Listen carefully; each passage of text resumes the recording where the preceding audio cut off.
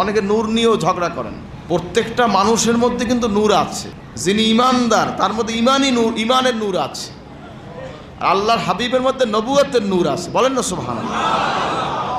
আর নবীজি আর আপনি আর আমি এটা কি এক জিনিস নাকি? আল্লাহর হাবিব এবং আমাদের মধ্যে পার্থক্য আছে কি নেই? অবশ্যই পার্থক্য আছে, অবশ্যই পার্থক্য আছে। আপনি ফেরেশতা দেখেন? এই মেয়া সাহেব, ফেরেশতার কথা বলেন আপনি? নবীজি কথা বলেছেন।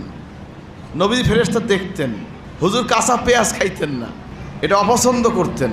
কারণ কাঁচা পেঁয়াজ খাইলে মুখে দুর্গন্ধ আসে। ফেরেশতা দূরে থাকে, কাছে আসে না। বলেন না সুবহানাল্লাহ। আমার এই কথাটা বলার উদ্দেশ্য কি?